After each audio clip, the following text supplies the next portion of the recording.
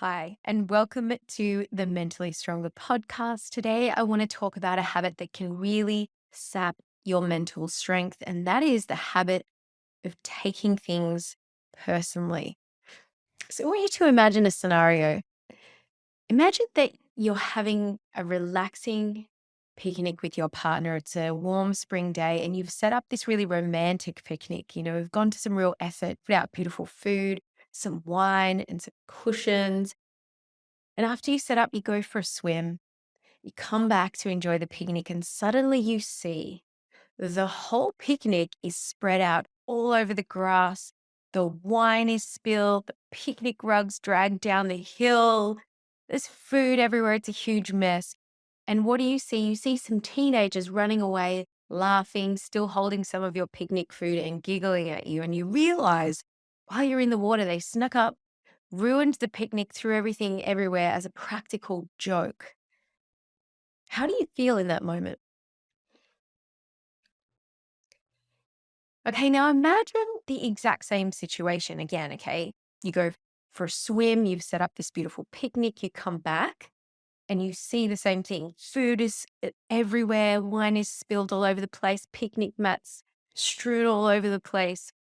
And what you realize in that moment as you go back is it's become really windy. A strong wind blew the blankets, threw everything everywhere. This time, how do you feel? So, in these two cases, the end result is the same. The wine is spilled, the food's all over the place, the picnic is ruined. But when you feel personally targeted, everything feels much more aggravating and upsetting, right? But if you were to think about these two cases a little more deeply, in both cases, you would see it's actually not personal in the sense that whatever's going on inside the people who ruined that picnic has been set in motion by a stream of thousands of causes and conditions that preceded that event, the upbringing of those people, the stresses in their lives, their culture and their socioeconomic factors in their lives, their health or lack thereof, their particular temperament, any movies or marketing that they may have seen, the influence of their peers, and even how their parents and grandparents were raised and the generations before them. All of these causes and effects have coalesced, they've been rippling downstream and led to those people's choices in that moment to ruin the picnic. So, in a way, it's not any more personal than the causes and effects that would set that breeze in motion and lead to the same outcome. But we tend to take a lot of other people's behavior very personally, whether it's somebody who pulls out in front of us in traffic, a rude comment from a shop clerk, a friend who doesn't turn up to dinner on time, or a partner who didn't take out the garbage. We think to ourselves in those moments often, how could they do that to me? Or why did they do that to me? Or, how horrible they are. And when we do that, we often feel very reactive and hurt and angry. But if we can take a step back and realize that their actions are really just a lot like the breeze, it's not personal. It's much more about what is going on for them than it is a personal attack just on you.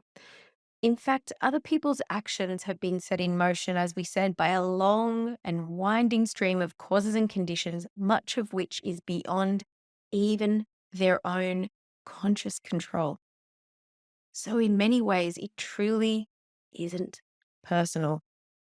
And when you can realize that it's not personal, you can retain a lot more in a calm, clear headedness, and you can keep the situation in context. So you're much better able to respond wisely to whatever's happening instead of reacting. So, how can you put this to practice in your own daily life, not taking things personally? We can do this in three basic steps. Number one, be compassionate with yourself in difficult situations. Having someone rip up your beautiful picnic sucks, whether it was the breeze or a person. It's just unpleasant. So when you get hit with a difficult event, especially those that involve another person, just take a moment to acknowledge the hurt that you're feeling or the unpleasantness that you're feeling, the disappointment or whatever it is, and give yourself compassion for what you're going through. Now, part of compassion also can look like taking helpful action to look after yourself. That might mean setting boundaries, holding people accountable, or changing the environments. Maybe you want to move your picnic to a different location away if those teenagers are going to always be there. So give compassion to yourself and take any effective or helpful action that you need to take. Step 2, be curious instead of furious. Right? Each time that you find yourself taking something personally, just notice what it feels like in your body. Notice all of that tension and see if you can just let go a bit of that tension of taking it personally. Try not to make assumptions about the motivations of others. We really don't know what's happening inside of them a lot of the time, whether they did it on purpose or, deliberately targeted you. We don't know those things. So instead of assuming, try a more open-minded and curious attitude, asking yourself, I wonder what's happening for this other person in their life, What could be the bigger picture that's happening here? For instance, that rude clerk at the grocery store, maybe she's not just being nasty to you. Maybe she's going through a divorce or suffering from an illness or is in a lot of pain in that moment. That might be the bigger picture of what's happening. So, step 3 is try to have compassion for the other person or the other people involved. Now, this isn't easy all the time, especially when somebody else's actions have had an adverse impact on you.